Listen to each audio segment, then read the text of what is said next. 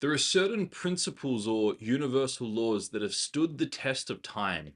And if you understand them as a trader, you can use them to your advantage to have a better edge in the market. In this video, I'm going to be sharing with you the observer effect principle and how you can use it in your trading to be less reactive to the wins and losses in the markets.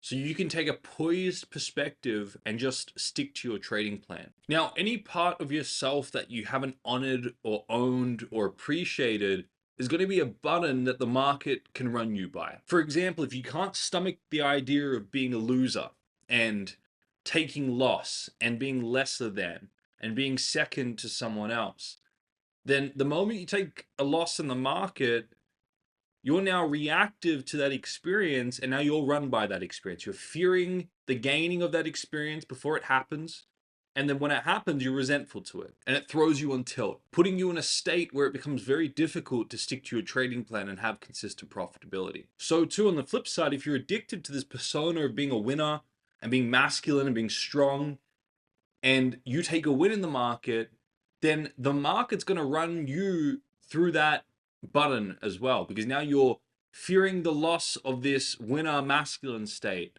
and you fear missing out on that. So you're now externally run by the market as opposed to being unreactive to the external world and just sticking to your plan. So when I share the observer effect with you in a second, I'm going to show you how you can be less reactive to the external world and make decisions and take actions based on objectively in that moment what will give you the greatest edge and what will help you achieve consistent profitability. In other words, sticking to your trading plan. Now, I worked recently one-on-one with a trader who had this really strong slant and this pride around being a hero and being masculine and being a provider and being a winner. And there was so much pride and pleasure associated with this positive side here that the moment that he had inevitable losses in his trading, he couldn't stomach that. He couldn't face it. He went through these large reactive spirals of giving money back and revenge trading. So part of the work we did was helping him own and appreciate both sides of himself, to realize that he was a human being that had two sides, and to start going through and finding the resentments and the avoidance mechanisms he had around these specific labels and owning them and appreciating them and showing him how he could use those to his advantage, so he was no longer trying to escape them and run away from them. And when he did, when he honored firstly that he was two-sided and he started to see the advantage to these components and start seeing the disadvantage to these, then he became less reactive to the market, to the external world, which would put him in a state of power to just stick to his trading plan. So any part of yourself you haven't honored or owned or appreciated is going to be a button that the market will run you by. You cannot have consistent profitability unless you've owned and appreciated both sides of yourself. Why? Because consistent profitability entails you on the individual sample space being both a winner and a loser sometimes. You're going to be both a winner and a loser sometimes. You're going to be profitable and up and perceived as strong and masculine at times when you go on winning streaks. And then you're going to be a loser taking losses in the market, being beaten down at some point in the sample space as well. And both are essential in order to have consistent profitability. Because even in consistent profitability, you're going to oscillate between wins and losses, wins and losses. You have a sample space. So you need to be able to own and appreciate both sides to be unreactive to the market and whatever outcome there is on that individual trade, so you can stick to your trading plan and have consistent profitability at the end of the larger sample space. Now, the thing is, the more and more you scale up and the more money you trade, you're going to be a winner and a loser to a greater degree. So you have to continue to own and integrate yourself and appreciate the losses to ever finer and greater degrees and the wins to ever greater degrees without being reactive to them. You know, at the level you're trading now, if you're trading at 10 or 100,000 or even a $500,000 account, you may not be reactive to those wins and those losses. But if you then take on an extra million in funding or an extra 500,000 in funding, you may start react to those outcomes there. So really, as a trader, you want to find that sweet spot in between comfort and discomfort, where you react and where you don't react, and focus on just pushing that a little bit. And that's where you have maximum growth, when you start to integrate the pairs of opposites at that stage you're at. So as a trader, what's crucial is owning and appreciating both sides of yourself and all these labels so that you're not run by the market. but you are internally run based on your processes. And if the market brings to surface this loser persona, great. You can see the purpose of that in your life. And if it makes you feel weak and unprofitable and undedicated and whatever, then cool. You're unreactive to that. You just get back to your processes. And if the market makes you feel like a winner or a hero or a provider, fine. You're unreactive to that. You don't need to be pulled by that idea or trying to escape the other side. You're just unreactive to the external world. That puts you in the most powerful position to just execute your trading plan. I'm going to show you how you can start to own and appreciate both sides. The first thing you want to do is you want to start to see beyond one-sided illusions in your life and realize that you can't be one without the other. And this is where the observer effect comes in. You are simultaneously both sides depending on the observer. What's interesting is, let's say, for example, you're in a fight and you're trying to defend someone. In the moment you step in to defend the individual, you're being nice to that individual you're defending, but you're being mean simultaneously to the person you're fending off. So in that state, you're both mean and nice depending on the observer. If it's the perpetrator that's looking at you, they're going to perceive you as mean. If it's the person that you're stepping in to help, they're going to perceive you as nice in that moment. So you can't escape the entanglement of both sides. It just depends on what your perspective is and where you're standing and where your state of observation is from. And this is where the observer effect comes in. We're going to use the observer effect to help you appreciate both sides of yourself. Now, let's say, for example, you are working a job or you're getting paid by the market and money comes in and you're providing to your family and supporting your family. And in that moment, you perceive yourself as a provider. The truth is you're taking from your employment or you're taking from the market, whoever took the other side of your trade. So in that moment, you're both a provider and a taker. And with the trader I just mentioned before, we had an interesting example where he was really attached to this idea of being a provider and being strong and being dedicated.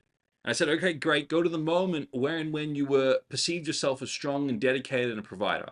I said, I got it. I was perceiving myself as strong, dedicated, and provider to my family, and I was providing for my family. And I said, great. At that exact moment, who perceived you as the exact opposite?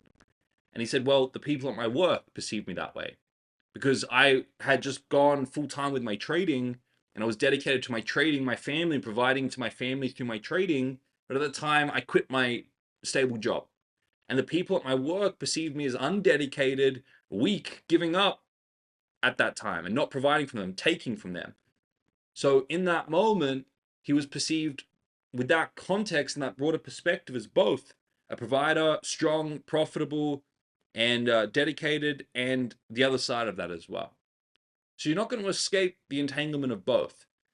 If there's a polarity and you perceive yourself as one-sided, when you're supporting someone of similar values, you're simultaneously challenging someone with different values. If I go off and I dedicate myself to my business and I work on building mastery of trading mindset and my prop firm Tellus Capital and I work on my trading and investments and I'm dedicated to that and I have a high value on that, then my thousands of students around the world will perceive me as dedicated and supporting them and a hero, a saint, a provider.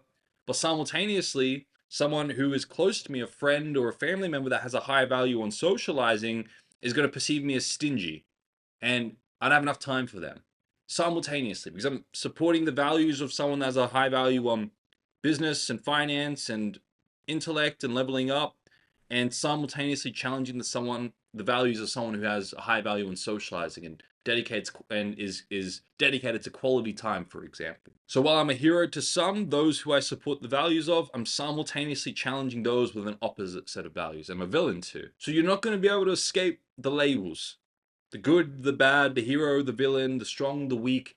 Depending on the perceiver, you can be labeled good, bad, or anything in between. And when you're trading, if you experience a loss, then what's going to resurface are the subconsciously stored ideas of when you were a loser, or when you weren't able to provide, or you were stingy and taking from people. These are all the things that are going to resurface, and that's part of the reaction towards a loss as a trader.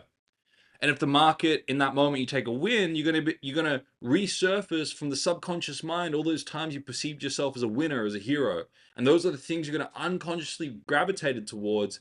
And those are the things that are going to make you feel good. So your reactions to your losses and to your wins are resurfacing these previously stored labels you have from different experiences in life.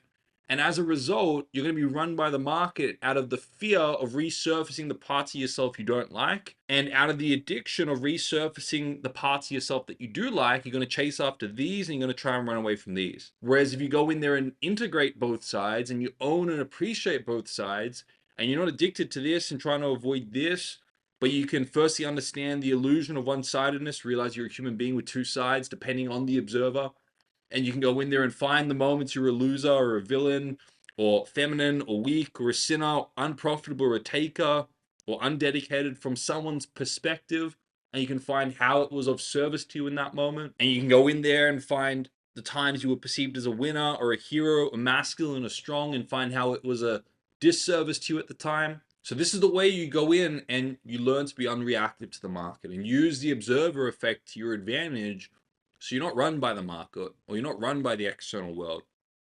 Firstly, you want to start to see past the illusions of one-sided thinking.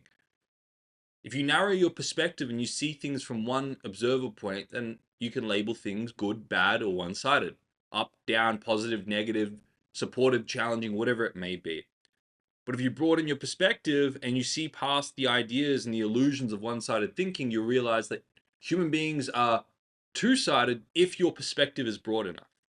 So go in there and own both sides of yourself. The villain, the loser, the feminine, the weak, the sinner, unprofitable, the taker, undedicated, the hero, the winner. Own all of it. Go to specific moments in your life wherein when you perceived yourself as each of these labels. And then find for the so-called bad ones, the villain, the loser, the feminine, the weak, the sinner, unprofitable, taker, undedicated. Go and find how they served you in that moment.